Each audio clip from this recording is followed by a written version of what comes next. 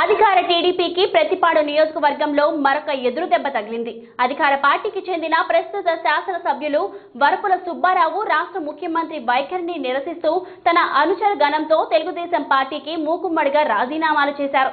గురువారం ఉదయం వరపుల స్వర్గ్రామమైన ఏలేశ్వరం మండలం లింగంపర్తిలో తన నివాసంలో జరిగిన కార్యకర్తల సమావేశంలో కార్యకర్తల అభీష్టం మేరకు ఈ రాజీనామాల నిర్ణయాన్ని తీసుకున్నారు.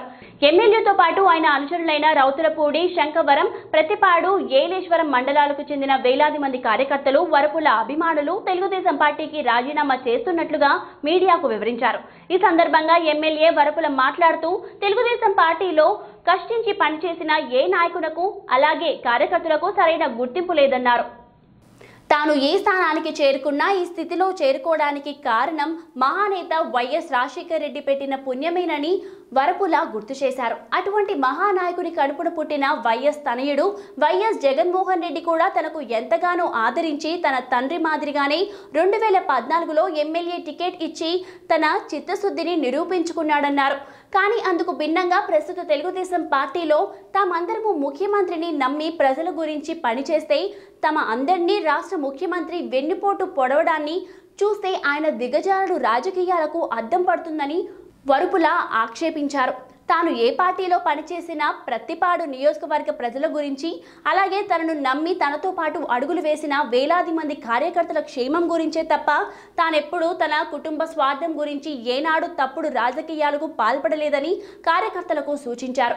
ప్రస్తుతం తెలుగుదేశం పార్టీలో మనమందరము మోసపోవడం వల్ల కార్యకర్తలందరూ ఏ నిర్ణయాన్ని తీసుకున్నా ఆ మార్గంలోనే తనతో పాటు తన కుటుంబ సభ్యులందరూ మీతో అడుగులు వేసేందుకు సిద్ధంగా ఉన్నారని పేర్కొన్నారు.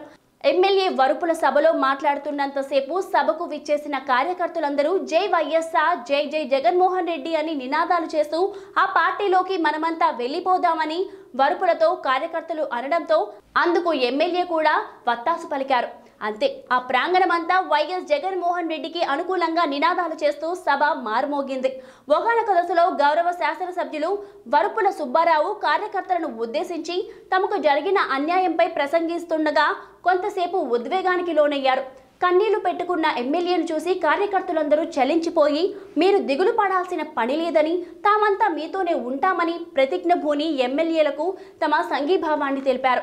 ఈ కార్యక్రమంలో జెడ్పీటీసీ సభ్యులు జ్యోతుల పెదబాబు, టీడీపీ నాయకులు గొల్లపల్లి బుజ్జి, గొందెన సురేష్, వరపుల సూరిబాబు, వరపుల రాజుబాబు, గౌతు నాగు, చిన్న దిన్వానం, బూరయ్య, జువ్విన వీర్రాజు, ఈగల రాజాబాబు, ఐలా సత్యవతి, బత్తుల నాగార్జున, రెడ్డి బాబ్జీ, ఆకుల సూర్యప్రకాష్, పంచాది వీరబాబు తదితర కార్యకర్తలు, అభిమానులు పెద్ద సంఖ్యలో పాల్గొన్నారు. తెలుగుదేశం పార్టీ విధానంలో ఉండాలని చెప్పేసి మన నారాయణ గారు చెప్పడం జరిగింది. అదే విధానం కూడా అలాగే కాదు, మీరు వైఎస్ఆర్ కాంగ్రెస్ పార్టీ రావాలని చెప్పేసి మా భద్రాధికారు అలాగే కొంతమంది మాట్లాడుకోవడం జరిగింది. దయచేసి నిర్ణయం నాది గారు మీదే ఒక మాట చెప్తున్నాను. జరిగినటువంటి పరిస్థితులు, జరిగిన విధానం అంతా కూడా మీ ముందు పెడతాను. దాన్ని బట్టి ఆఖరికి పవన్ కళ్యాణ్ గారి పార్టీ అయితే మీరే చెప్పండి. దానికన్నా కాయలేను. వీళ్ళందరిలో కంటే కూడా ఈ ఆకాపు పరిస్థితులు వచ్చే విధానం మాత్రం మీరు మాత్రం సిద్ధంగా ఉన్నారని చెప్పి సెలవుడుతున్నా. దయచేసి ఈ ఓటులాగా నియోజకవర్గంలో నిలబడాలని ఉద్దేశంతో 30 సంవత్సరాలు కష్టపడ్డాను. 4 సంవత్సరాలు కూడా చేశారు.